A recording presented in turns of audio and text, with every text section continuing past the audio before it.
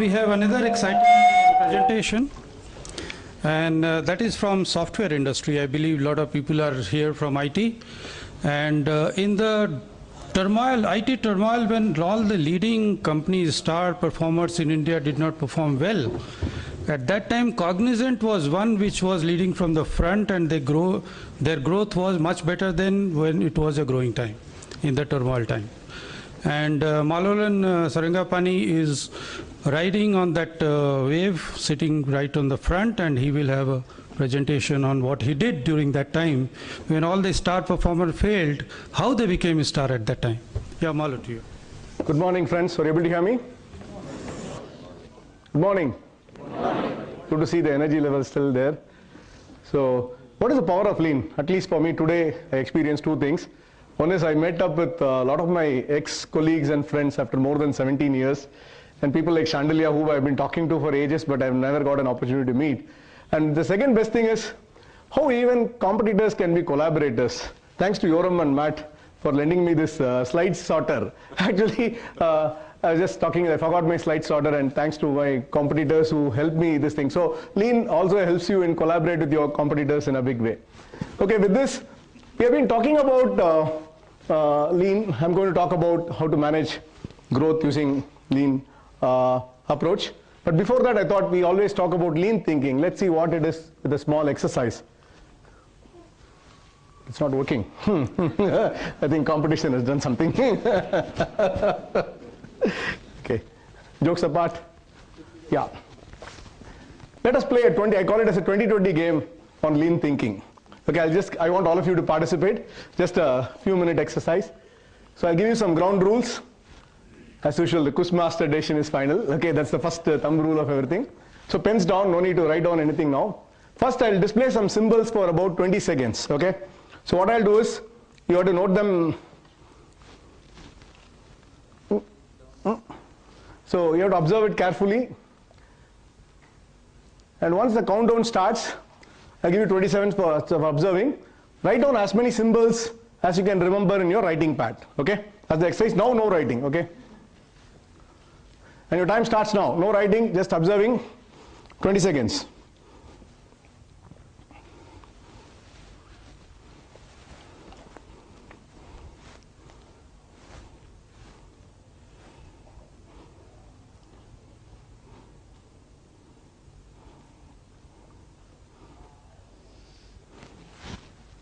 Sorry, there is a counter. I forgot to put the counter. Anyway, like 20 seconds is up now. So now, because of the so many clicks here, some of the clicks didn't work, your 20 seconds is over. Now what you have to do is, now I want you to write as many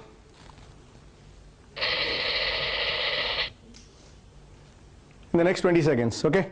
I'm putting a timer, I'll give you 20 seconds. So what you have to do is, you have to write down as many you remember in the next 20 seconds.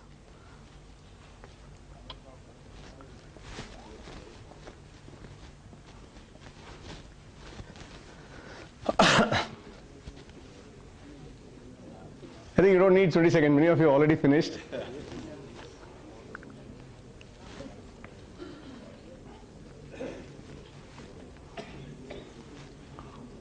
No discussions, please. It's an individual exercise. No collaboration in this exercise alone. You can collaborate later. Okay? It's almost getting close to the time. So, pens down, please. It's time up. What I'll do is, I believe all of you, so I'll show you the answer, and you can do a self-evaluation. So this is it. If you have got 1 as the first symbol, you can give 1 mark. If you have got 2 as that Tamil Pa or whatever, the 3/4 square, you can give 1 mark like that. So you can evaluate and then get your score ready. I'll give you a minute to. Has it to be in the same chronology? Yeah, in the same. See, 1 means that, 2 means this, 3 means that. If you miss the chronology, you get 0. Okay? Now I see where the score is. Don't worry. Okay? Now how many of you got 10 on 10? Raise your hand. You got 10 on 10? Okay. Then it's not the right score. 9? Anybody with 9? 9. What did you get wrong? You got one, in the same order, you got 9 right. Then it's not a score. If it is the same order, otherwise everybody would have got right. 1 means this. That is the role of the facilitator. Normally in the actual environment, the client doesn't give you all the requirements. He just tells you something, you have to pick it up. Okay? 1 means that. The symbol for 1 is that. Symbol for 2 is that. So that's how it works in an actual environment. This is just to simulate an actual environment and see how it works. How many of you have got 7 or 8? I don't see much of hands. Okay, some of you have got 7, good memory. Anybody 4, 5, 6? I could see, this is where the Janta is. Anybody has got less than 4? Many people. Anybody has got 0? Good. Okay, nothing to worry. Nothing to do with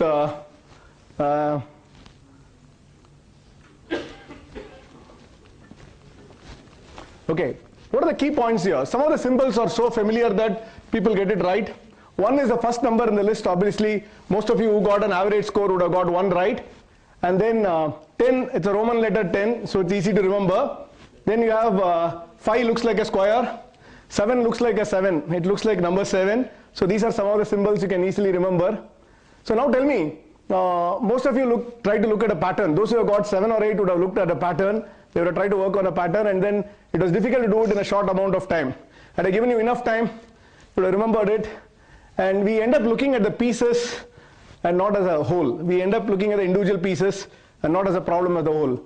This is exactly what is called a silo thinking. And this is what we do in our day-to-day working. We try to solve our own problems, our department problems, but end up leaving the business unit's problem or the organization's problem. So let's see what went. This is the linear thinker. This is how he thinks. He starts with a 1 and tries to go till 10. Is it really good? Maybe. But when you have time constraints, when the market is very tough, when the competition is catching up very fast, may not help. So what's lean thinking? Let's think lean. This is what is a lean thinking. So if you really see, how many of you know this table? All of you have played the games, 1, 2, 3 game. And what you have done here is I've just put the outline around each number as the symbol of that number. Okay? The outline for each number is a symbol. For 5, it is in the center, so the square. For 1, it is in the corner, it is that inverted L. For 3, it is the L. This is it. And for 10, it is Roman letter 10. So is it rocket science? Is it radical thinking? Is everybody familiar? Yes, everybody knows it. So that is what is lean. Everybody knows it. It's common sense. How many of you thought of this? Not many. So if you want to define lean thinking, I'll define it as all about learning to see how things are connected within an overall system. With this introduction to lean thinking, let me get on to the key challenges faced today. Thank you. Key challenges faced today in an industry in general. See, in today's world, the clients are not only, okay, I'm just skipping some of them too. Okay. So it's high prevailing rates, customer demands for benefit share, especially in a service industry, you know, especially if you work for over a period of time, you want some portion of the pie. We say, look, last year you did it with 100 people, this year you do it with lesser people. So you demand something. The costs are going up, so it's very difficult to have this thing, and margins have to be improved, otherwise you can't survive. And getting repeat business is not so easy. My friends in IT industry will know. It's bid and win for every project. I mean, not even an engagement. Every project you have to go and bid and win. In this scenario, let me again give you some more scenario. This is also, what is this? Watermelon. What is the color? Green. But what is this? Again, the same watermelon. But if you cut it, what is inside? You see red. Let me tell you what is this, red and green. Red is what, as a service provider, our perception of the delivery. Green is what we think we deliver to the client. But client is so smart. He says it's red, it's not green. Its perception of delivery is what is inside the watermelon. So most of the time, what we cover it outside as green, we call it as a watermelon syndrome. Most of the time, this is also again hurting us because we think everything is green unless it goes to the client and he calls it as red. So it becomes a bigger issue. And so the perceptions matters. What you think is not the same way the client thinks. And again, we speak multiple languages, individual SLA to overall KPI to a BLA. Service level agreements, Key performance indicators, BLA, service level indicator, everything looks green. KPIs, some of them you see red, amber, green. But when it goes to the client, he wants business level agreement, whereas most of them looks green, or most of them looks red. So what matters most to the customer's view is what we need to look at when you take up any initiative like lean. And customer measures you more than what you're contracted for. He expects much more from you than what you're actually contracted for. So as Mr. John said in the morning, what are we trying to solve here? What is the problem that we are trying to solve here? If you ask that question, so the problem we are trying to do is every business wants to do profit. And what is the way to do that? Profit equation is nothing but revenue minus cost of production. So your selling price is like one way to increase profit is to increase your selling price, or take a manufacturing example. I can add within bracket and put an N into it. N is the number of units produced. So if you want to increase your profit, one way is to increase your selling price or your the price. Other way is to increase your number of units. So for example, you're an auto manufacturer, you make a car for 7 lakhs. You want to increase your profit, you increase it to 7.5 lakhs? No way. People won't buy it. In fact, they want it at 6.5 lakhs. Okay, you make more units by making more profits, that's also not in your hand. It'll end up lying in the yard. So what is the best way to increase profit? The only way is to reduce the cost of delivery. So that is what we are going to talk about. Reduce the cost is the only aspect which is going to take you to this thing. And this is the boardroom buzzword. Today's the buzzword in the boardroom is how to reduce this cost of delivery. So I'm going to talk about how we are going to improve your growth by managing your cost of delivery effectively. And these are some of the specific challenges in an information technology industry. While I talked about the earlier ones are specific to, applicable to any industry, these are some of the specifics in an IT point of view. In an information technology, you see there are 4 forces which are changing the nature of the organizations, the way they work. One is globalization. Today, there used to be a Tamil song, somebody will say, Rajini, you say like you'll have your breakfast in Japan and then lunch in New York and then this is in evening in Paris sort of a thing. So today it's possible with globalization. You can do all those, you can work in multiple hours, it's a way to go. What is virtualization? Again, we talk about virtual environment where you need not even go to the office, everything is mobile computing and all those, and cloud computing is another way of doing it. And we have the workforce, we call them as millennials. Millennials is nothing but the people who are born in the millennium, who are working in the millennium. So if you see the type of people we hire now, they're all millennials. They are in the age group of 20 to 30s. They will be the future generation. They'll be the future of work. The millennials are, how many of you are millennials in the room? Raise your hand. Very few millennials. So most of us are veterans. Who is a millennial is the one who is not from the old school of thought, who is younger, I'll define you who is a millennial. Probably you can be millennial by mind, not by age.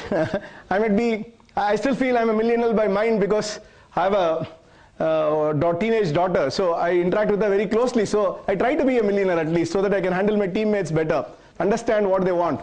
What does a millennial want? He wants a Sunday night experience at office on a Monday morning.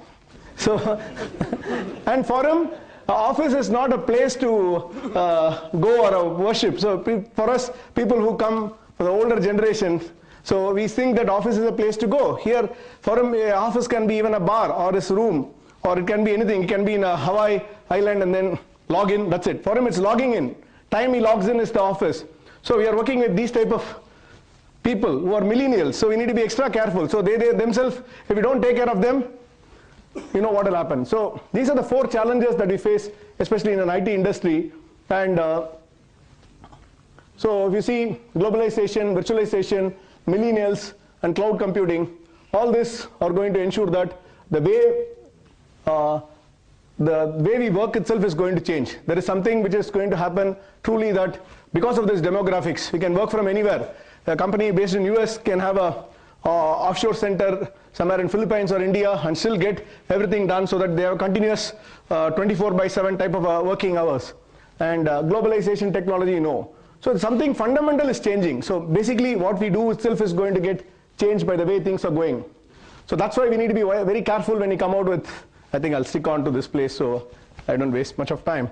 So So what are the key value levers that we need to work on a reset economy? So one is we want to be an efficient organization, effective organization, and not only that, we also want to be an innovative organization and a virtual organization. Let me tell you what it is. Efficient, all of us know, doing more with less. You can do more with lesser number of people, being efficient, talk about cost. Effective organization is doing the right things. Efficient is doing things rightly. Effectiveness is doing the right things. Innovative organization is how to come out with increased price opportunities, increased growth opportunities through innovation. And virtual organization is talking about the latest in technology, how we can use the technology to build your organization growth better. And these are very strong levers in creating that opportunity. So visualization basically talks about shifting your capex from moving to OPEX. So reduce your capital expenditure by through way of cloud sourcing and all those, and increase, which will have an increased OPEX, but the capex will reduce drastically. Innovation talks about, in this context, talks about creating new revenue generating opportunities. So, okay, with this context, I move on to what we did over the last few years. We call it we branded it as an optimized methodology using the lean thinking, and this optimized journey is proven to be applicable in the lean journey is well proven in manufacturing, so no need to talk about it. I used to work in Ford earlier. In fact, somebody said Toyota production system is the key to all this. But I tend to disagree here because it was FPS which was started first. Ford production system was started by Henry Ford way back, and which became Toyota production system. But only thing these guys did is they customized it so well that Ford has to go back to Toyota and learn, and they came with what is called as FPS2, because I've done FPS and we did something called FPS2, which is a derivative of TPS again. Okay, so you know that it's well applicable in a manufacturing industry, but how does it work in a service industry?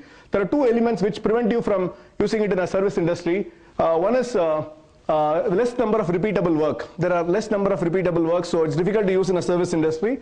And the second one is most of the data available is in attribute form and not measurable.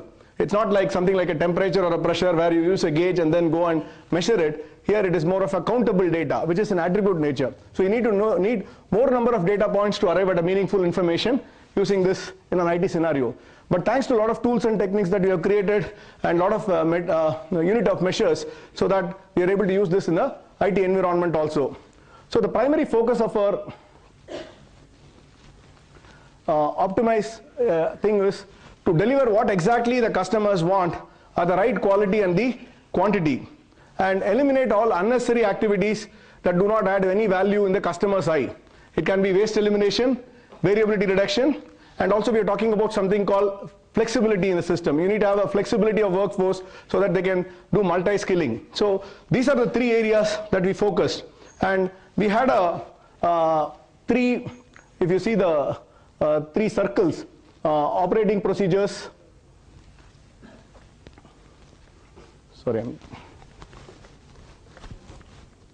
So if you see the three circles, operating procedures, management systems, and mindset, we wanted to address all the three quantums of this journey, which is not only focusing on the technical tools, which is operating practices. You have some tools like value stream mapping, OP, operational process efficiency, which ensures that how much of time is spent on core activities, how much of time is spent on non-core activities.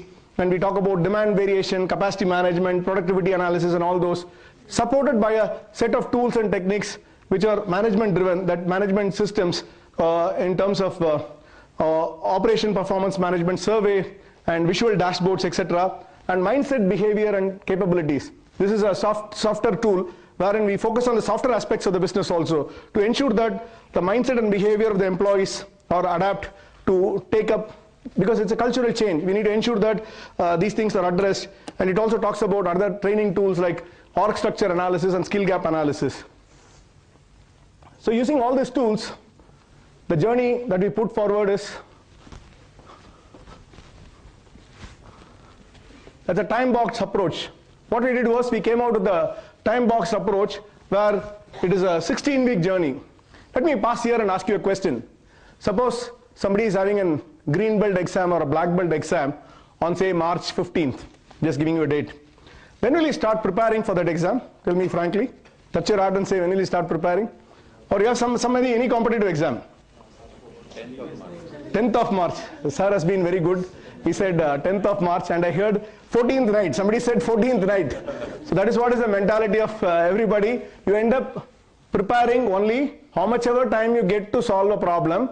You end up doing it only the day before or 1 week before. Probably, as he rightly said, as Mr. Vikram said, you might wake up on 10th to, okay, you said you could like wake up on 10th to find out what is the syllabus, and then maybe you will get the books organized on 11th and 12th. Probably you will bunk office on 13th and 14th, take up the exam on 15th, if you are a systematic guy.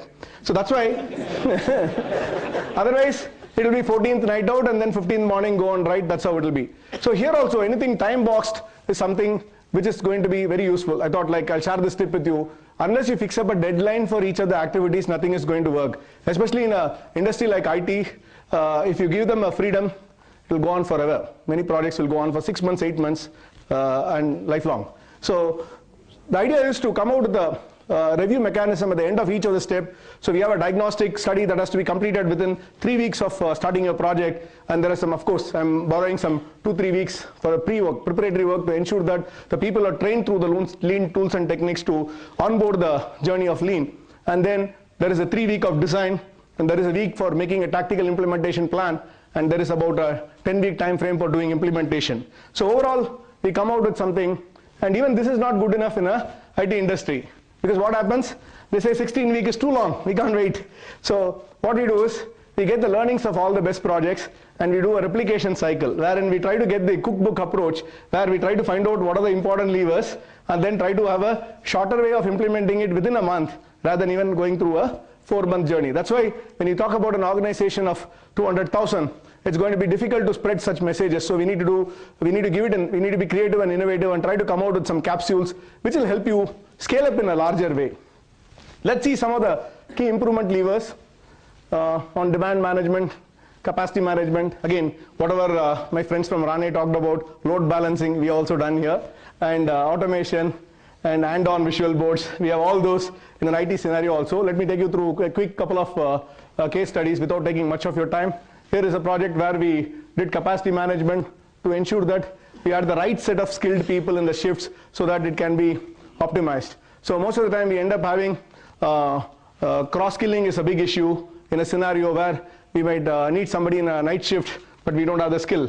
And the toughest problem goes to the least skilled employee. All this happens in a type of a situation that we work in. So here we had a situation where we had cross-skilling of all the associates, and each one were able to align with the thing, and we were able to improve customer acceptation considerably, and overall efforts also came down drastically. And more than anything else, the employee morale and work-life balance was a big takeaway from this project.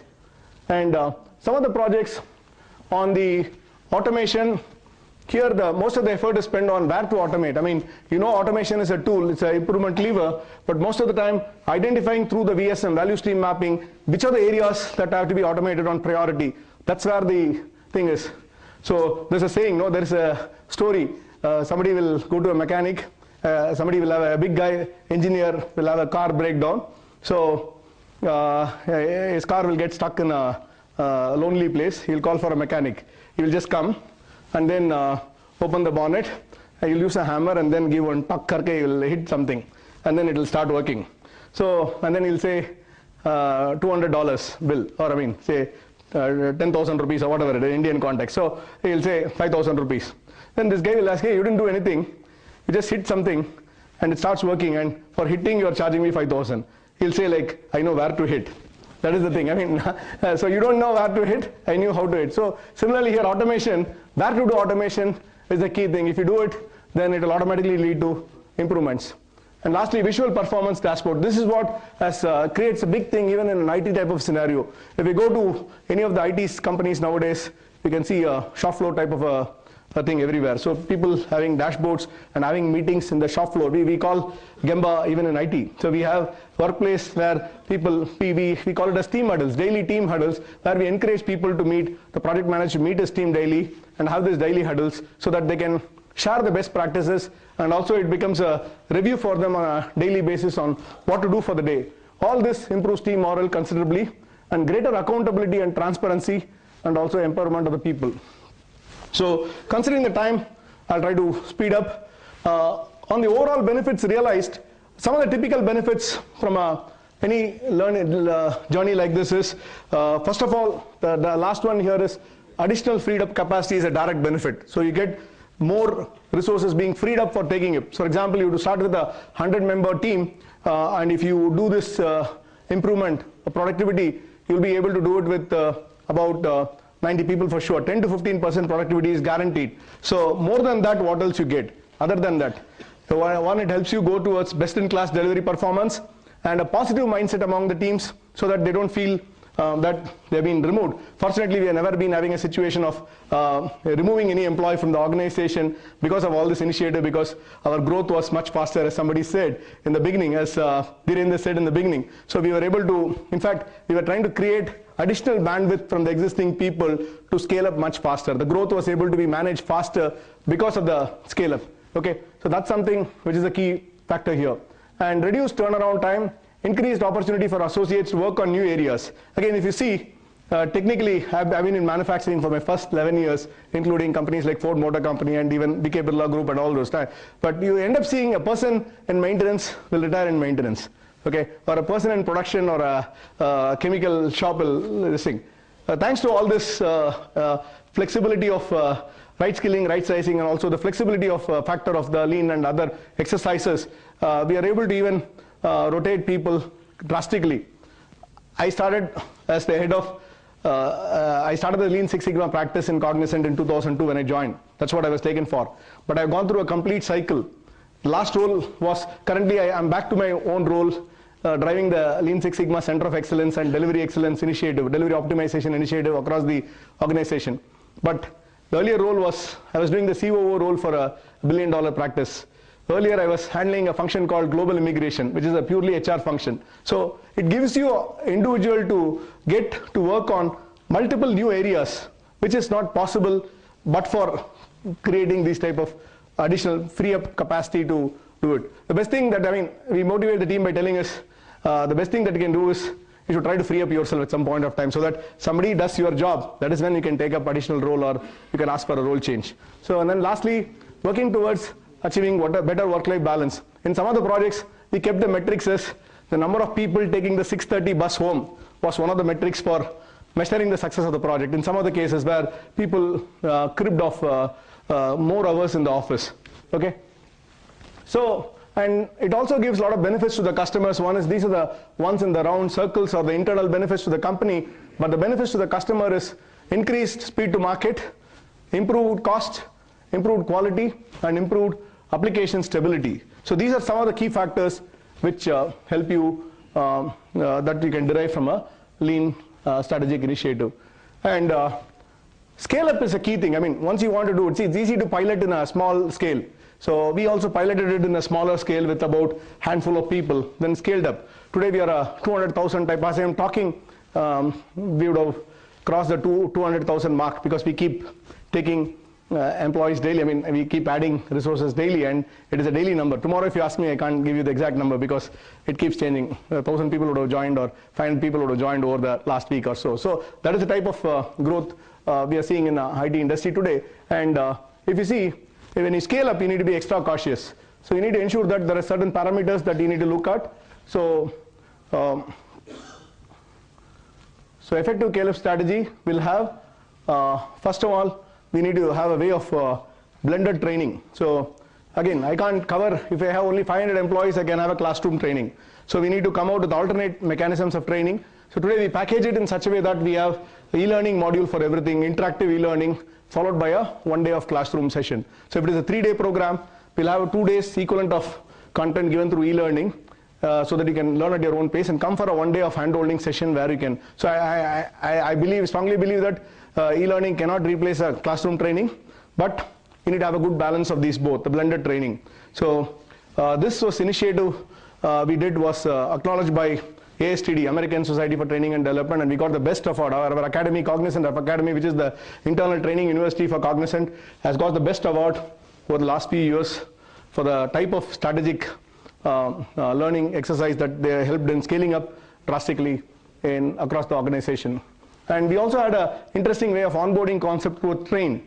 So I started off something like a train. Every month a train will start with so many compartments. So you onboard in this train, so many FTEs get covered. So we have a first Monday of every month as a train start date. So it's something like a reservation you have to do. So that way it brings in a competition of who will get the reservation and how many will be in the wait list and those type of things. So it brings competition among the business units to do this journey in a more enthusiastic way.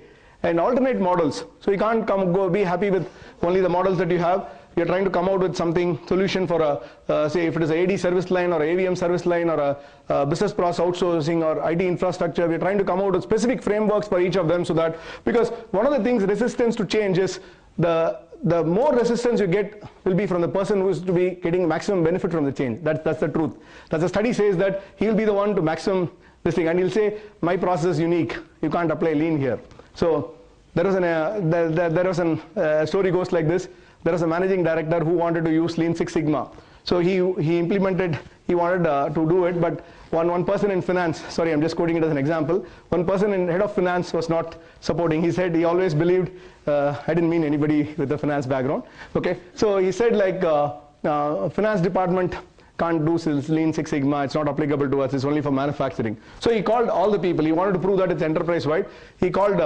He nominated one change leader, lean coach or a Six Sigma black belt sort of a profile to each of the functions and said, hey, why don't you work on some improvements and then showcase it in this area so that you can talk their language of, so that they can understand it better. So one person from finance was nominated. He talked about a process in which they have done improvement and a lot of benefits have been achieved. And then the MD was asking, did you see, you can use it in finance also. He said, this guy was from accounts receivables. He said, yes, this example is right. You can use it in accounts payables, but not in accounts receivables, he said. So that is a type of, any process is as good as the person who works on it. So there will be resistance. You need to come out with alternate models to suit with the need of the function. And you should have robust governance. I never missed even a 1 weekly governance meeting. Personally, I was part of most of them. Wherever I am, I'll try to log in, at least I'll set the context. Even if I'm on a holiday, I'll just join and say, hi guys, how are you going on? And then hand it over to my team members to review that. And we ensured that it's all captured in the app. Being an IT company, we didn't have any problem in developing a portal solution for capturing all the things so that it's a one-stop shopping for learning the best practices in one place.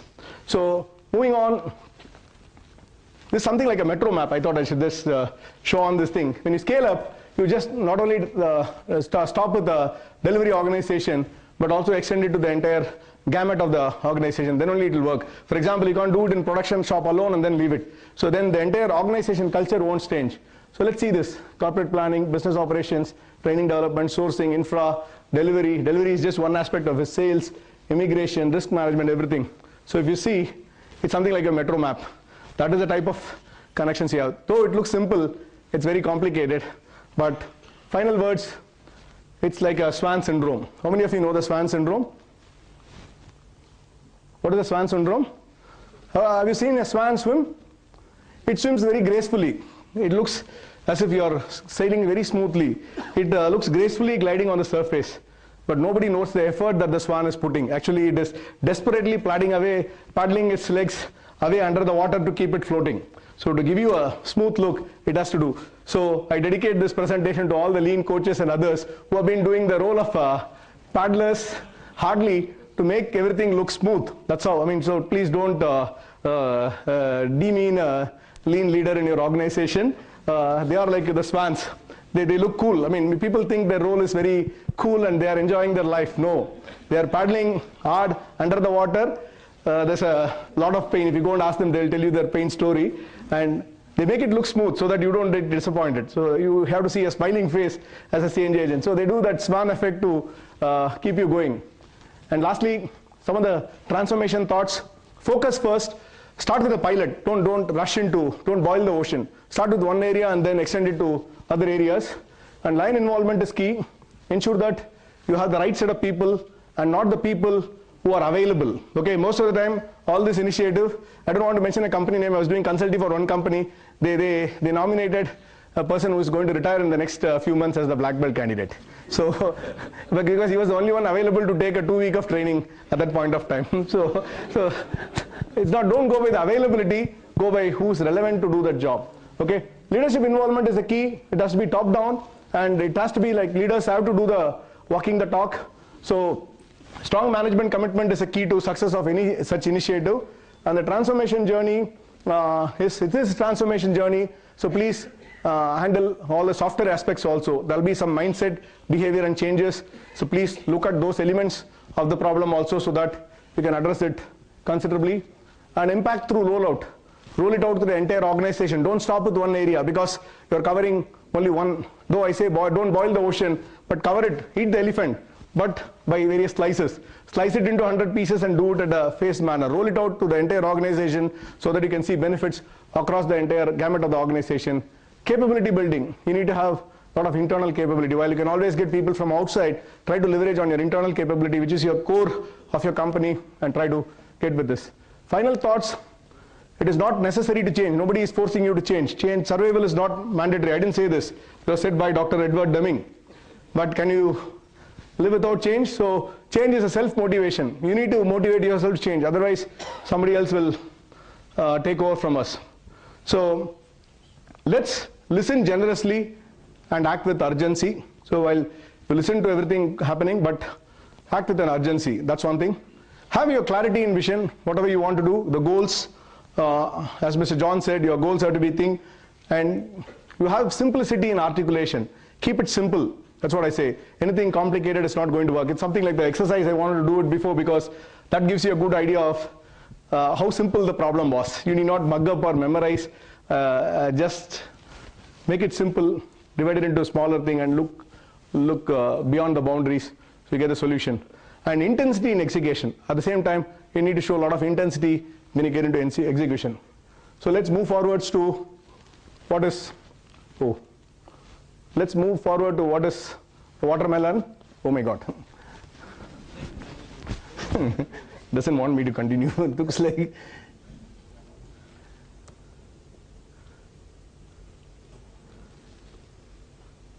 Where is the end button? I'm not able to locate the end. Yeah.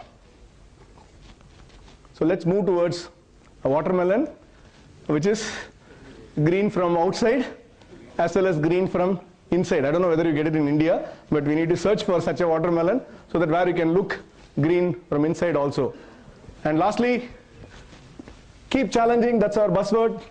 And thank you very much for this opportunity. Any questions, please?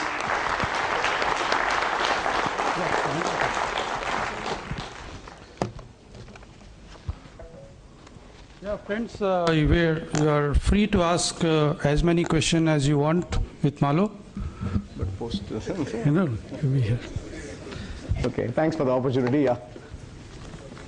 And sincere thanks to both of you. We are looking for case study in this, Mr. Sarangpani.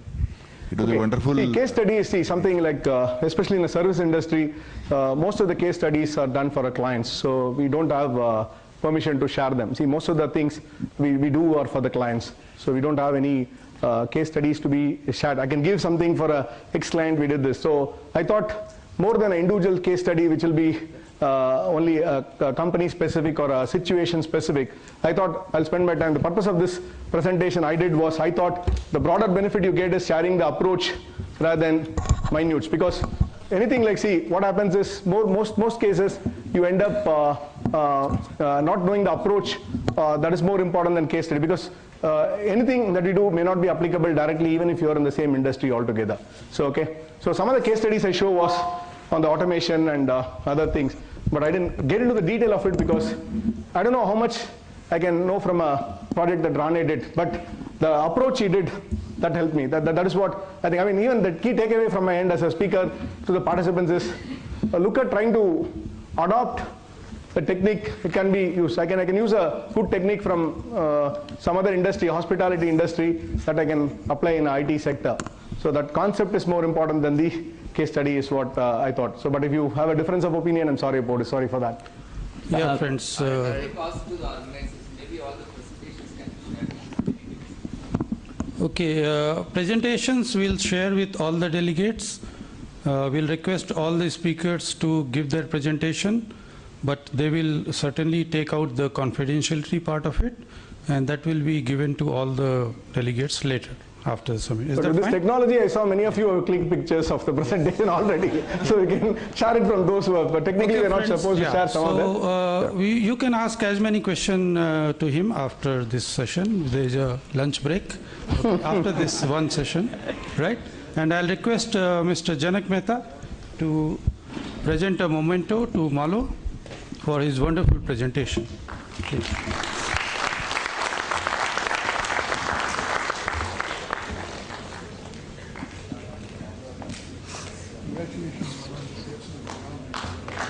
Give him a big hand. Yeah.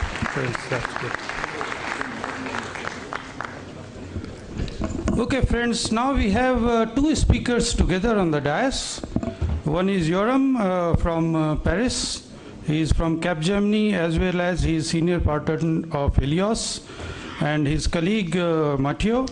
And both will take you to the journey how they have integrated top-down, bottom-up approach in a large organization covering maybe 1 lakh plus people. I think now many companies in India have 1 lakh plus people, and certainly I see that they will get benefited. As I said, all introductions are printed and given in your booklet that has got some pages for notebooks also. So I'll not take you through the introduction formally, right? Okay, we'll focus on the content. Is that fine with you all? Right, so. Bonjour. Hello, everybody. We need some energy here. We are coming from France for that. Okay. So my name is Matteo Barbazza, and as you can see, I'm an engineer from Italy, and I have a mixed career between operation in the manufacturing and consulting services. In manufacturing, I've been a supply chain manager for the telco industry. I was supply chain manager for East Europe and China, and then I knew Lean the first time 10 years ago when I was supply chain manager, and I was the kind of change resistance to change middle manager with a Latin ego that doesn't want to change anything. And then after 6 months, I was totally convinced about Lean, about the value that Lean can bring into the operation and to the client. And so 7 years ago, I joined Capgemini. I've been consultant for 2 years on the operational excellence and the Lean management. And then 5 years ago, I came again back into the operation because I'm part of the Global Lean Office now, and I'm taking over the role of Global Lean Officer from Yoram. Hello. I'm not sure I should say good morning, but good lunch, but you'll have to wait a bit before. So I'm Yoram Boscadat. I won't say I'm an engineer, but I think I'm a kind of scientific guy. And I discovered Lean quite recently with Matteo 5 years ago. But then I rediscovered that I knew something about it, which was my start in the steel industry. It was not called Lean, it was called the Japanese method, but people were practicing total quality, total productive maintenance. They were even speaking of A3. I was not knowing what it was. And the main reason of that was when I started in the steel industry in the 90s, it was just after massive layoffs. It was 40% cost reduction with hundreds of thousands of people going out. So it was really a difficult period, and the people were saying never again. And the motto to never again was 3% cost reduction per year forever. Just a word about Capgemini, an IT company, a Western IT company. I think it will be interesting to see the difference for you between Cognizant and Capgemini. Capgemini is now 150,000 people. In 2003, we had 1,000 people in India. Now we have 50,000 people in India. In 10 years, the IT industry has changed completely from coding computers on the needs of your customer to working with 13 hours difference between West Coast in US and Bangalore. So it has been a drastic change, and we will explain how we implemented Lean in this environment, but you have to realize that I don't know if other industries have been disrupted in their very physical organization so fast. Capgemini is a 10 billion organization. It has about 1 billion of operating margin, which is much less than Cognizant or even some Western player. And the beginning of our journey was this question: how, after many top-down programs that created the India footprint, for example, and other things, how can we improve the real operation in a very multicultural company, in a very distributed company? And so, even if we were sponsor, my direct face-off was the sponsor of the group, and he was the deputy CIO and the chief financial officer, so it was quite a high level of sponsoring. We decided to start with pilots on the ground, 7 layers below from a management layer, and only 150 people. And after 6 months of trial, of understanding, and of success, it was decided to deploy massively in Capgemini. And the first question from the management was, after 6 months, you should know how to deploy. You just have to send a mail to everybody. And says, no, it will not work. We will redo it again and again because it's situational. The first goal was productivity. But very soon after those first months of experimentation, working in various places in UK, in France, locally in public sector or globally in retail industry, that we can do much more. The much more was quality. As someone said this morning, it's very difficult to improve if you don't have a kind of stabilized environment. But IT and even IT maintenance is not as repetitive as any engineering factory. So we had to find a way to improve the quality and to measure it, and it's not so easy. And the last thing that is very important and popped up all along the journey is in today's economy, time to market and speed could be as important as cost, productivity, and quality. I'm not saying that we are back in the craziness of the internet bubble of the 2000s. We are in a two-speed world, but time to market for segments are very important.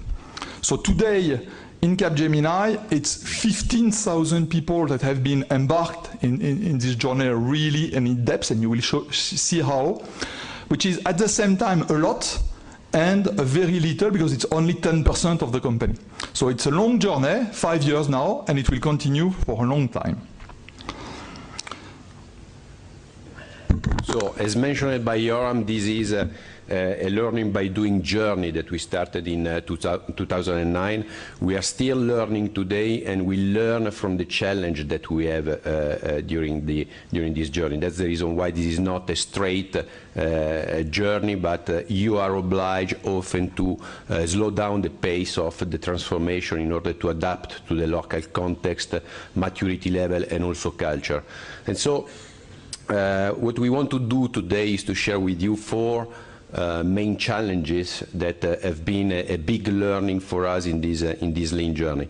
So the first one is that one, how to avoid to have lean on top of the business as usual, in parallel of the normal, of the real operating life, having just, another tools or another top-down initiative that is coming but is not really changing the way of working and the way of thinking of the people. So how to avoid that? The second challenge is around how to avoid to reinvent the wheel every time and create the right capability in order to improve the standard and the foundation of the operating model. Then the third challenge is how to cope with distributed team. As mentioned by Yoram today, our teams are distributed all over the world. So you can be part of a team and you need to work with your team members that are sitting in 3 or 4 different regions and 3 or 4 different time slots.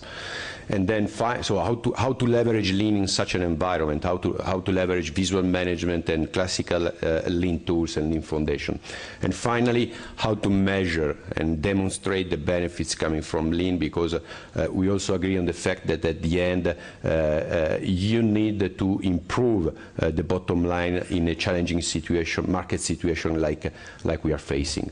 So let's start from the first one, how to avoid to have lean on top of the business as usual. The rule, let's say, the policy that on which we are very convinced is that you don't have to position lean as just another tool, as just another initiative, because it's not a tool. Lean is a new way of thinking that will enable a new way to operate. So you have really to look at the whole processes, organization, and way of working, and putting the right capabilities in order to changing the way of thinking. And that's the reason why we decided to apply, to have a balanced approach in Capgemini, balanced approach between behavioral change first, then improvement of the operating model. We want to be the business as usual. The business as usual should run, must run in a lean way. So we have to improve the operation, leveraging the new way of thinking, the new behavior. And finally, of course, get the benefits from this transformation.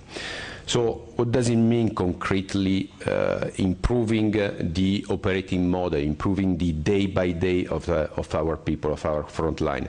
As I told you, we didn't arrive with a top-down approach, say, hey guys, I have the magic tool, is named Lean, we are going to improve everything here. We did exactly, and we are still doing the opposite. So we are going to the front line with change agent, people that are working 100% on the Lean transformation, and we ask to the team member, the team leader, the engage manager, the delivery manager, what can we do in order to improve your daily life? And eventually we are going to use, of course, Lean tools, but this is another story. And so the result today is that one, after 5 years, we have created what we call the Capgemini Lean Foundation. Capgemini Lean Foundation that have been built in a bottom-up way, and today we are implementing the Capgemini Lean Foundation with a mix of bottom-up and top-down across the group. As mentioned by Yoram today, more than 15,000 colleagues are using on a daily basis the Capgemini Lean Foundation. So this is becoming, is not yet, but is becoming our new operating model, the way in which our people are operating on a daily basis internally, but also, you will see later some example, end-to-end with the client, because the client, we are in the service arena, we are managing the application and the IT of our clients, so they are asking us to do it end-to-end with them. So 11 foundation, I'm not going to describe all of them one by one because you need lunch now. Anyway, they are going from the voice of the client to the standard way of working of Capgemini through our people. And our people is, first of all, the lean behavior, then the skills, how to align the skills with the client demand and to mutualize and develop and fostering the multi-skilling in order to break the organizational silos, the vertical organizational silos within the organization, and having the horizontal flow within the organization. Then how to manage the customer demand in a pool way, putting Kanban in our operation, and then classical management system, as already mentioned this morning, action-oriented meeting, leveraging the visual management in order to focus on the vital few information during the meeting, and then the 3 classical levers, measure to improve, improve to standardize. So operational KPIs, continuous improvement process, A3 thinking, that is the cornerstone, and then standard operating procedure. And when we described this framework after almost 18 months of implementation, we had an issue. Because as John mentioned this morning, it's very difficult to grasp that intellectually. So one of the questions was how to show that. You can organize site visit, but in a global company it's not so easy. So we had to find a way to engage not only the intellectual of people, but also hearts and guts, and to make people dream of what it could be to be in such a company. So this is the way we try to do it, and I hope you'll appreciate it.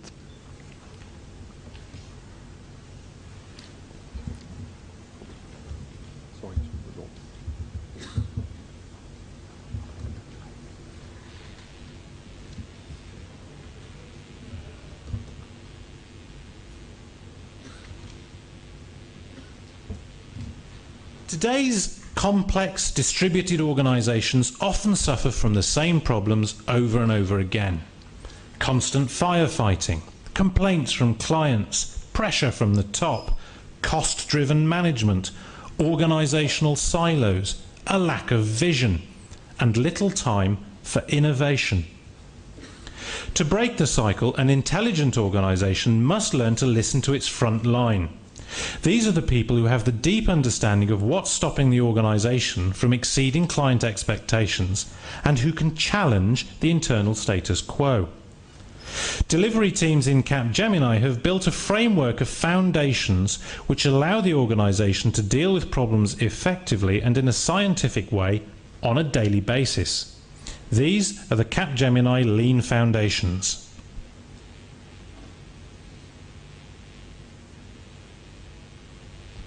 Frontline teams are closest to the client.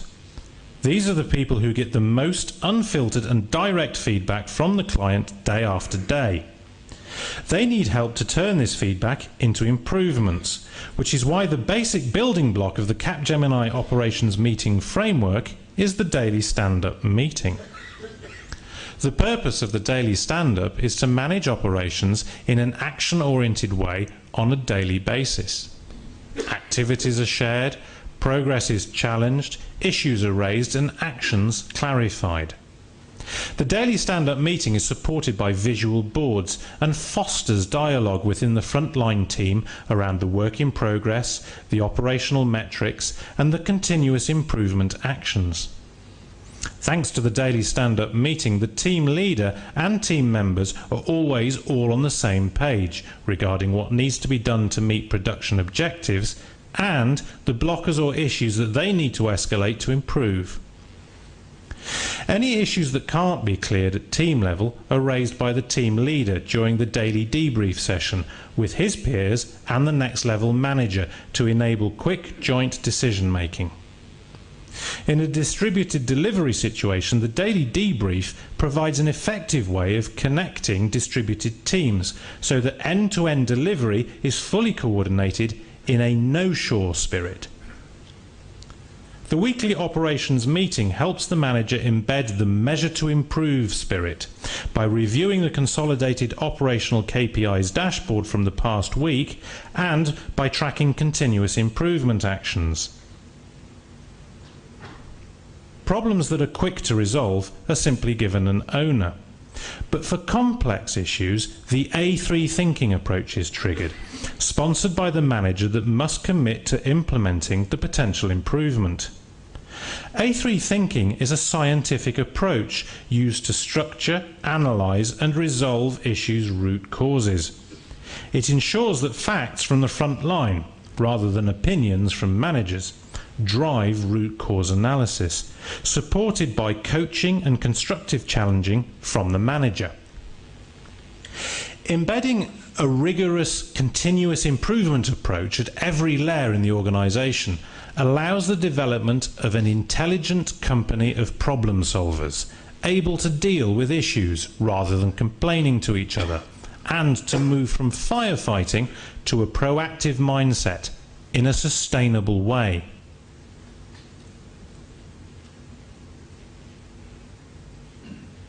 Capgemini's ability to improve its operations through lean does not just come from A3 thinking, it also comes from embedding improvements as standard practices. The maturity of the organisation increases through the adoption and regular challenge of these standard practices. Standard operating procedures are developed to ensure that best practices are used widely in the organisation, and a network of subject matter experts regularly updates the standards based on feedback from the front line. This is a highly pragmatic approach driven by the front line in order to make their daily life easier. It's not a new folder of procedures to sit on a shelf.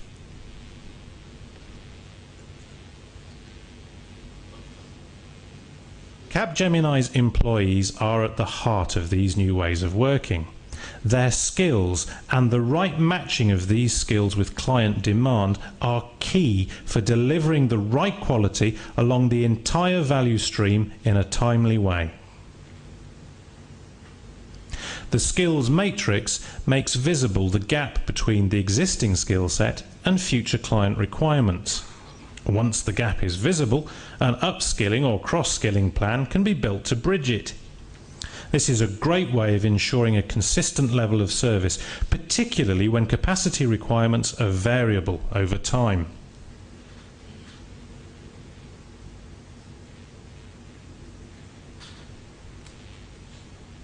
The Capgemini Lean Foundations contain some basic organizational principles that clarify everyone's role and responsibilities in a clear organization, providing clear line of sight for the flow of value to the customer and removing any obstacles to this value flow. What does all this mean for Capgemini as a whole? The Capgemini Lean Foundations represent a journey towards a mindset and new ways of working at all levels in the organization, which foster dialogue and coaching, develop problem-solving capabilities, ensure that production is managed proactively on a daily basis, and which standardize.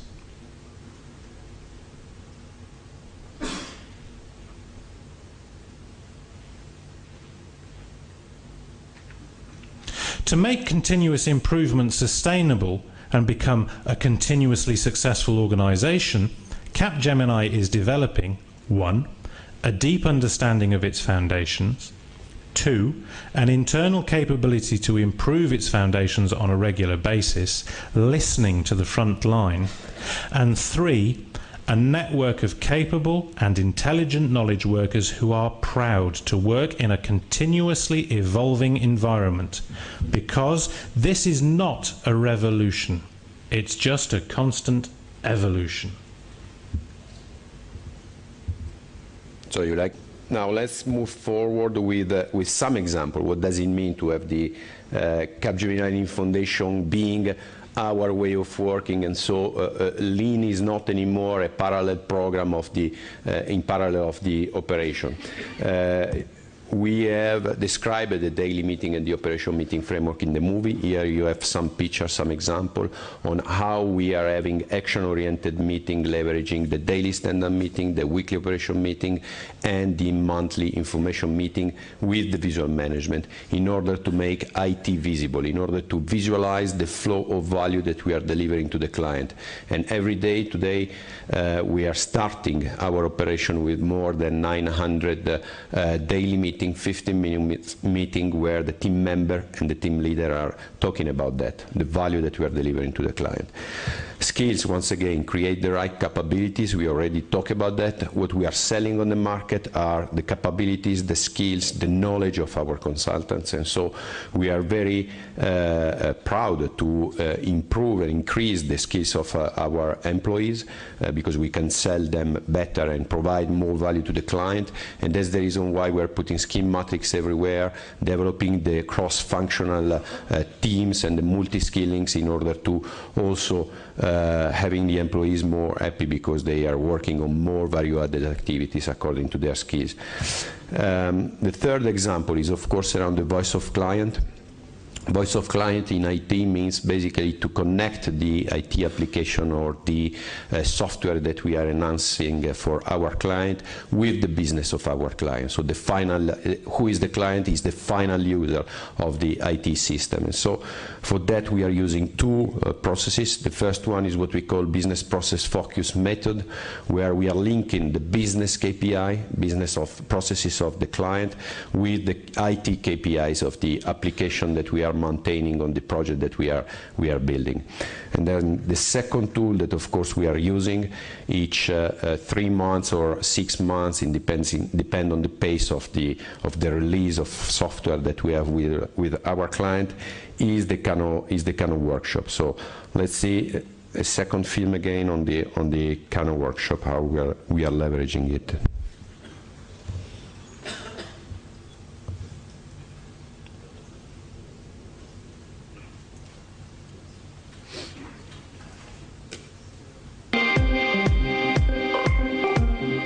Here at Capgemini, client satisfaction is the primary objective of every employee.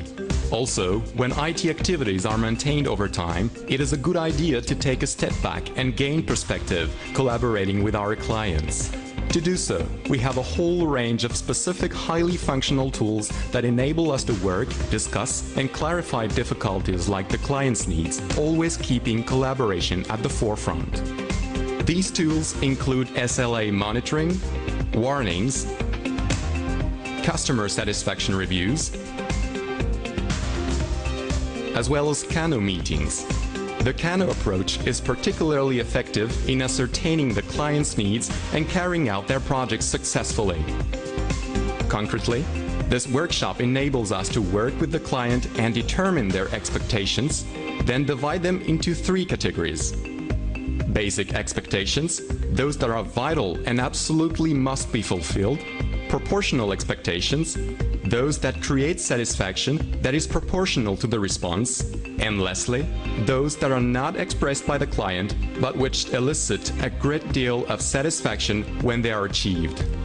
This method entails permanently displaying all of these elements and incorporating them into team meetings. A key to collaboration.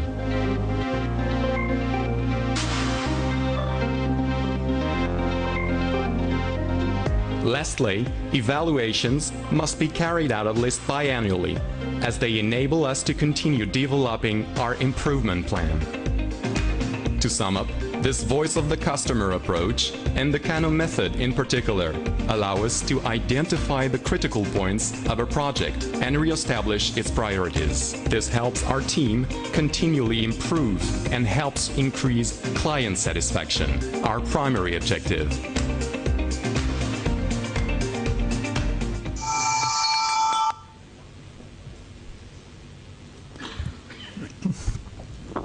So, as part of the challenge of making that business as usual, we had the question on the leadership.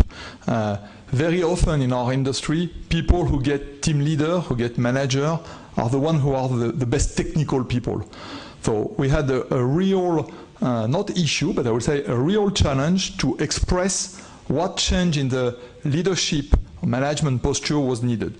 And it was quite simple. We created our own, I would say, standard operating expectation for the management. And you see it on this page. It's the card that was given to all the leaders, all the people having a management responsibility in the company when they go to the lean journey. So go look and see, go to the Gemba, don't manage by mail behind Excel. Coach your team. Your responsibility as a manager is to develop your people. Foster team spirit, see issue as an opportunity, go away from this old, I would say, management mantra, I don't want problem, I want solution. I'm sure that the non-millennial in this room have heard that when they were young. You know, those kind of management attitude that is not creating opportunity for improvement.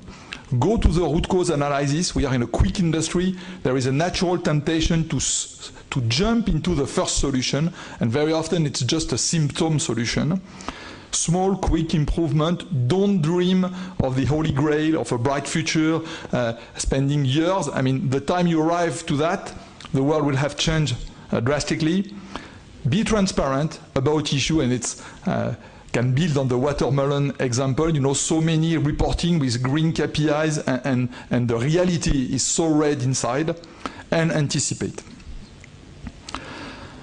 To do that, we build a lot on the A3 thinking. And A3 thinking is a tool. It's not only a tool, but it's also a tool for everybody. So the thinking behind that is everybody, as you see in the film, has to become a problem solver, an efficient problem solver. And today, we have more than 1,500 implemented A3 that are shared across the company, not counting the one that stays local because they are completely situational. We have distributed more than 600 copies of the Managing to Learn, and it's one of the, I would say, you know, bedside book for the people. And what is very interesting in this book, if you have not read it, really read it, and very interesting because it's written from the point of view of the manager and from the point of view of the employee who learn how to do it. But the first question we got, and I'll come back to that immediately after, we had people who were really engaged, leaders who were really willing. I said, but how can I coach people? I don't know myself how to do it. And because we had no time to wait until everybody discover, we had to find a way to deploy faster this kind of thinking and coaching. So at the beginning, we had to build an hybrid approach using coaches for the management to coach their teams on the implementation of A3 thinking and developing. The second challenge was how to continuously improve, and instead of reinventing the wheel. especially French people, or I would say Latin people, are very good at not invented here symptom, you know. You present a standard way that works somewhere, and before even trying it, they find improvements. It's a very easy resistance to change. No, if I change it, I can do better.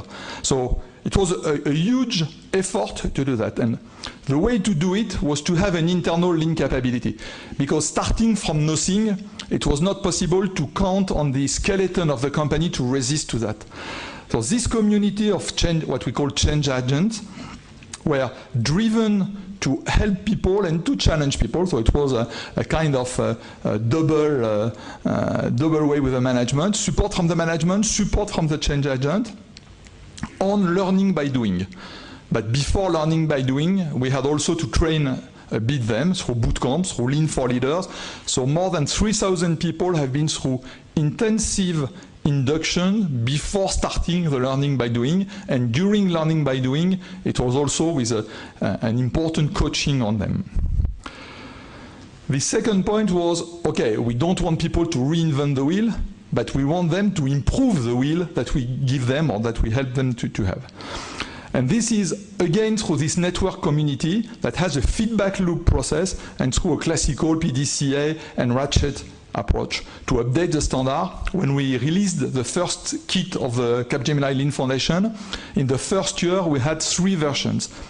Nobody was dreaming of that. I mean, saying a kind of standard that you improve in a global company 3 times a year, but it was feasible through this network of people and through the feedback they gave us and Matteo's team. The second point is how to be a global delivery player all over the world if you cannot do distributed lean. You have seen in the previous presentation how lean has spread from manufacturing to services. Now we are in an area where you don't have a physical product and you don't have physical interaction between the people creating value. So it was really a technical challenge that creates a big barrier to fast deployment and efficient implementation.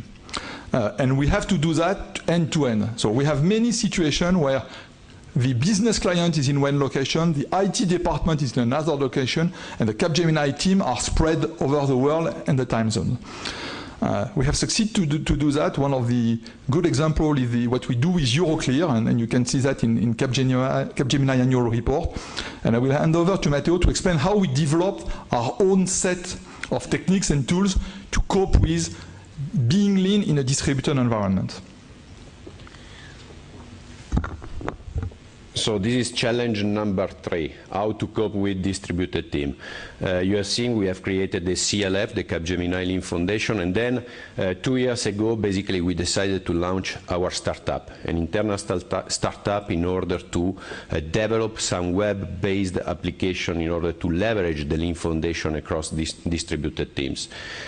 Why we do that? Because, for example, the front line will say, okay, guys, these Lean tools like visual management, operation meeting framework are great, I'm really improving my daily life, but when I have to share the visual management with my team members that are all over the world, how can I do that? So we started with experiments, we took picture, we sent a picture by email, failure, because it's not sustainable and it's not scalable.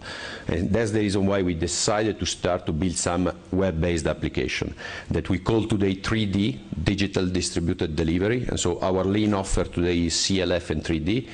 And 3D is basically 6 applications together. The first one is that one you have understood is what we call VVM, Virtual Visual Management, that you can see on the right side of the slide, are basically digital post-it on the web. We are not removing the physical whiteboard. Of course, the physical whiteboard is still there. We are just adding the Virtual Visual Management for the distributed team. Why we are doing that also? Not only for the distributed delivery, but also for real-time dashboarding. So in the Virtual Visual Management, we have a second tool that is named Real-Time Dashboard that allows real-time analytics. So when you are a call center or a ticketing team that receive 300 tickets a day, it's very difficult to put in place the trigger, to trigger the measure to improve behavior. And you need a tool in order to do that, in order to analyze flow KPIs with 300 tickets that are arriving every day. Then the third application, once again, is around the CLF skill management, so GRC, Global Resource Capability. We manage today the skill matrix on the web. We cross them with the forecast of the client demand, and we get the capacity planning and the skill gap, and everybody is on the same page using the same skill metrics and same client demand. The fourth one, of course, is CI portal, so it's a crowdsourcing continuous improvement portal where everybody can enter improvement idea, and then the management can decide if launch or not to launch an A3. Everybody can work on the same A3 in a collaborative way, and they can also search for existing A3 in order to get idea from that. The fifth application is ESOP, Engagement Standard Operating Procedure. So once again, is a portal, collaborative portal, where the team member can create the standard operating procedure, can improve it, can share it, can search it. And so once again, collaborative way to improve the standards. And then finally, the sixth one is MMX, Maturity Matrix. It's basically a table where we have on the line the Capgemini Lean Foundation, on the column the 5 maturity level, and every 2 months, the 15,000 colleagues that have been through Lean are assessing their maturity and are building an action plan to move their maturity to the next level. So it's a continuous improvement, once again, journey, and we are still learning, and they are still learning. So these applications 3D are developed by the Global Lean Office. We have a team to do that. And of course, we are eating our own dog food, because we are developing this application following the Lean Startup methodology. So we don't know what the final application will be. I don't know today, nobody knows. But we are improving based on experiment and hypothesis and failure and pivot. You have to know that for one of these 6 applications, we already pivot 4 times in the last 12 months. So we changed the functional aspect of the application based on the feedback that we receive from the user. We are directly connected to the user, so we are putting in an agile mode new features on the application every 3 weeks. So every 3 weeks the application has new features coming from the feedback of the feedback loop. And the feedback loop, of course, is also around the user experience, because our goal is to create applications that people are happy to use and that are embedded in their business as usual, because once again, today Lean is our way of working. It's not anymore a program in parallel of it. And final, how to measure benefits. Because everybody was dreaming of, I would say, a magic formula where you say, I put €1 in Lean and I get €3 in benefit. Unfortunately, it's a bit more difficult. One of the reasons being, as my colleague from Cognizant said, IT is a very difficult value stream to measure. It's not car, it's not physical, so you don't see it. And so we had to find a way, first, to explain to people that it was not so mathematical as you put 1, you get 2, and second, how to cope with this non-measurable feature. So we end up with a very, at the end it's simple, 4-pillar model. The first pillar is you invest in something, and you invest in money by deploying the approach and creating change agent capability, training people. And one more important thing maybe, you invest in leadership bandwidth. When you are a leader in an organization, you cannot launch 5 programs simultaneously. So you have to dedicate priority and say, my priority will be to reach the first level of maturity in Lean in the next 6 months, 1 year, or something like that. And that's one of the key investments from the leadership, apart from the money they gave. The second pillar, which is not, you see, it is directly connected, but it's not mechanically linked, is with this investment and the maturity you create in the team, what will you get? You will get A3s implemented that change things operationally, situationally, at the very front line of Capgemini, and you get a continuously sustained maturity. And very often people were asking, what is the proof of success? And I said, for an early team, the proof of success is when they start doing A3s on their own after the deployment team has left. The third pillar, we start to measure hard things, that are not yet the financial KPIs, but that are tangible things. And then we had to create, I would say, artificial measure of flows, or I would say non-standard measure of flows like tickets, like work units, like change requests, like any widget that you can measure so that a given team can measure its own progress, even if it's not consolidated, it's not reported, but for the team it's important to see how the backlog will go down, how the time to market for the feature requested by the clients will go up, etc., etc. Second point, very important, it's pyramid management. People used to say that in knowledge work there is a hates waste, which is to do overqualified work or underqualified work. And it's very important to assess how you can make your pyramid evolve, having more freshers, better use of experts, sharing of resource, and things like that. And the third tangible measure, and when you have, I would say, congratulations by a client, when the clients accept to publicly say that he is happy, like Euroclear did in our annual report. At the end, you still have to prove a kind of correlation, even if it's not a mathematical link, with the standard KPI of the company that are financial, the total cost of ownership for run maintenance, for example. And we have a policy of not publishing numbers, but I will give you a range. From the people that were the best, I would say, in classical continuous improvement, where we had an initial impact of 5%, to people that were starting in a very unstable environment, where we get almost 25% of initial improvement. It's the engagement contribution margin and the end-to-end improvement over the initial sign-up. And the best sign on that is the best unit in Capgemini, which are large unit of 1,000 people. They have been, after 2 years of lean, able to achieve 0 overrun. And I can tell you, in the IT industry, being able to achieve 0 overrun over what you sign with your customer is really a landmark performance. Third one is the client satisfaction, and we can measure that. We measure that through regular survey and Kano workshops. The employee satisfaction, we have an annual survey in Capgemini, and we have proven a strong correlation between the employee satisfaction and engagement and enthusiasm with the maturity that they have with their leadership on lean. And the last one is the renew business, I mean the quality of relationship with customer, because especially in the large outsourcing business where you sign something for 5 years, you have tangible metrics like 7%, 5% reduction, then 3, then 2.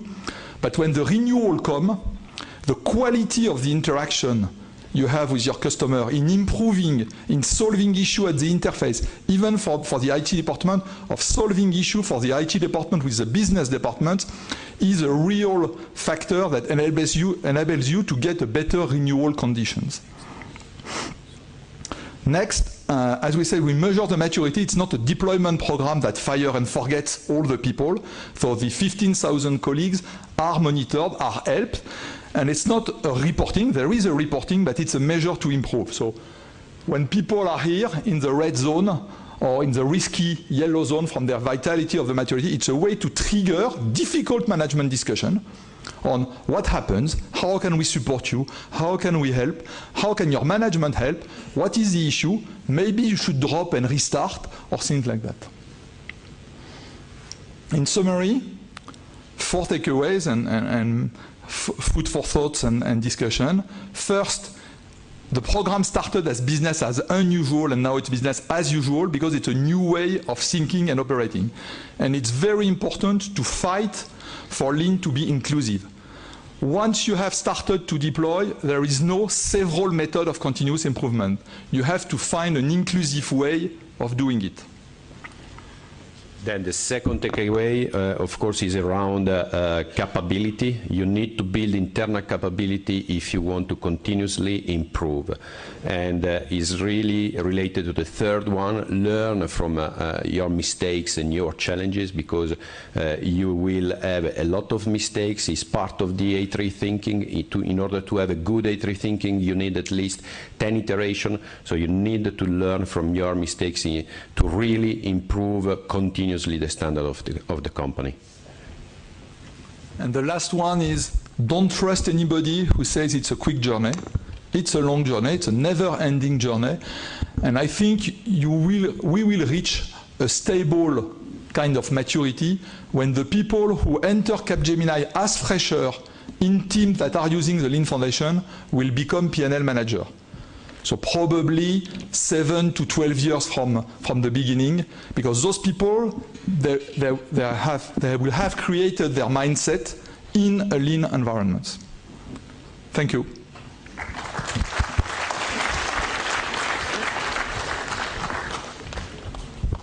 Thanks, Yoram and Matteo, for wonderful synchronized presentation together. You That's were great. right, huh? Yeah. So I'll invite all to ask question to these two gentlemen, which is very interesting presentation, and this is what is the way forward for IT industry, I feel.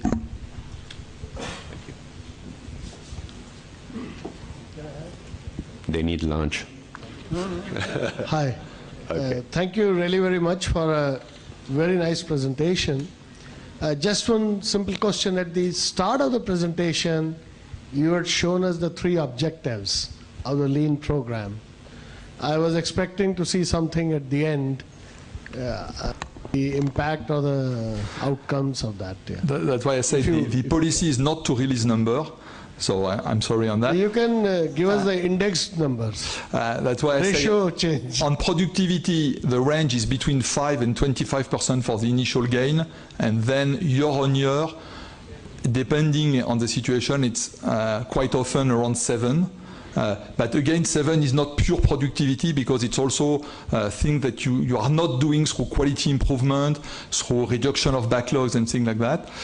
If you come to quality, it's basically slicing rework by 2. And if you look to time to market, there is no consolidated measure, but what we have proven, and it was a way for Capgemini to get a CMMI level 5 certification, is a drastic backlog reduction. And when you have a drastic backlog reduction, whether it is for incident, and when I say drastic, is coming from 200 tickets waiting in average to 20 tickets waiting. So it's really a slash. Then the whole model change, because people are not pushing change requests in advance. So those change requests get old, they are obsolete and things like that. So that's basically the few metrics with hard results that we share. And again, it's only on 10% of Capgemini by now. Thank you. Okay, friends, I think we all are hungry now, I feel, right? So I'll invite Mr. Janak Mehta and Mr. Sandilia to come on dais and hand over a token of memento to these two gentlemen.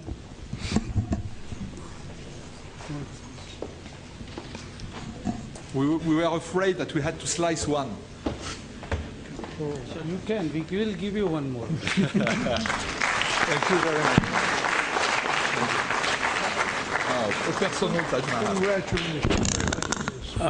We will assemble back at 1:45. I think we are just only cutting 5 minutes for the lunch. Please get back at 1:45. Thank you very much. Okay.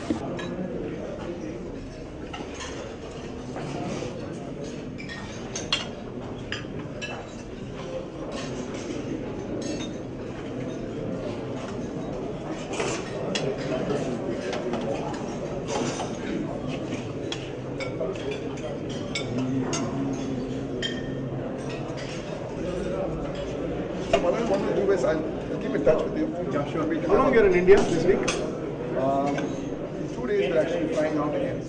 Okay. We do come to the US once in a while, but not very often.